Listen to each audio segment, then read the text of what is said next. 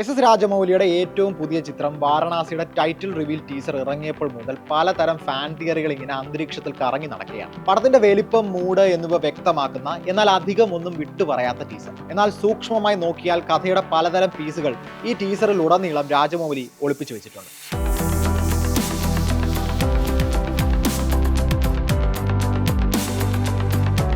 മഹേഷ് ബാബു നായകനാകുന്ന, പ്രിയങ്ക ചോപ്ര നായികയാവുന്ന, മലയാളത്തിന്റെ സ്വന്തം പൃഥ്വിരാജ് സുകുമാരൻ ബ്രൂട്ടൽ വില്ലൻ റോളിലെത്തുന്ന വാരണാസി ഒരു ടൈം ട്രാവൽ മൂവിയാണെന്നാണ് ടീസർ നൽകുന്ന സൂചന. അതെ, നമ്മുടെ ഈ നോളൻ സിനിമകൾ പോലൊരു ഐറ്റം.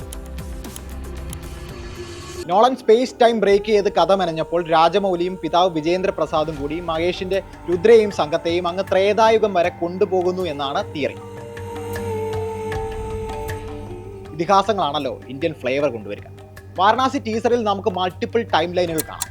പല ഭൂഖണ്ഡങ്ങളിലായി പല സമയങ്ങളിലായാണ് ഈ സിനിമ വികസിക്കുന്നത്.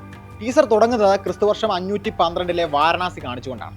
അവിടെ നടക്കുന്ന ഒരു മഹായാഗത്തിൽ നിന്ന് ഭൂമി ലക്ഷ്യമാക്കി പാഞ്ഞു വരുന്ന ഒരു ആസ്ട്രോയിഡിലേക്ക് ടീസർ നമ്മളെ കൊണ്ടുപോകും. ആസ്ട്രോയിഡ് ശംഭാവി. ഇത് നടക്കുന്നത് സിനിമയുടെ റിലീസ് പ്രഖ്യാപിച്ചിരിക്കുന്ന അതേ വർഷം തന്നെയാണ്, 2027. ഇവിടെ നിന്ന് അങ്ങോട്ട് വരുന്ന മിക്കവാറും ഫ്രെയിമുകളിലും നമുക്ക് സിനിമയിലെ കഥാപാത്രങ്ങളെ ഒളിപ്പിച്ചു വെച്ചിരിക്കുന്നതായി കാണാം. അന്റാർട്ടിക്കയിലെ റോസ് ഐസ് ഷെൽഫ് കാണിക്കുന്നിടത്ത് റബ്ബർ ബോട്ടിൽ പോകുന്ന ഒരു പരിവേഷണ സംഘത്തെ കാണാം. ഒപ്പം ആ ഐസ് ബ്ലോക്കിലേക്ക് കയറുന്ന കുറച്ചു പേരെയും. റബ്ബർ ബോട്ടിലുള്ളത് മഹേഷ് ബാബുവും പൃഥ്വിരാജ് എന്ന ഈവിൾ ജീനിയസും അടങ്ങുന്ന ടീമാണെന്നാണ് നെറ്റിസൻസിന്റെ വാദം. അടുത്തതായി കാണുന്നത് ആഫ്രിക്കയിലെ ആംബോസലി വനമാണ്.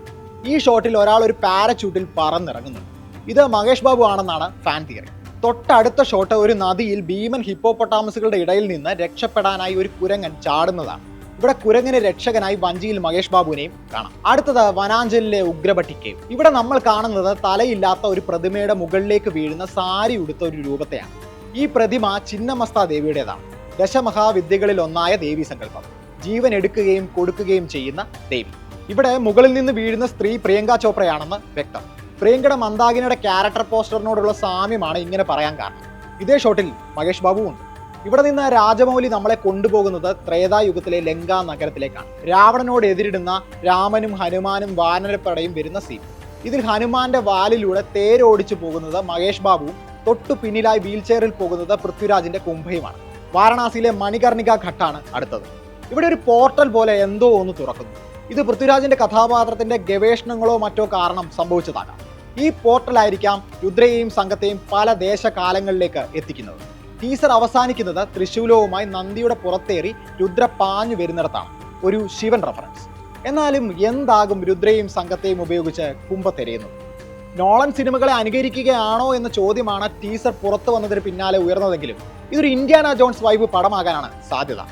വാരണാസി എന്താണ് എന്ന് അറിയണമെങ്കിൽ ഇനിയും നമ്മൾ കാത്തിരിക്കണം 2027 വരെ.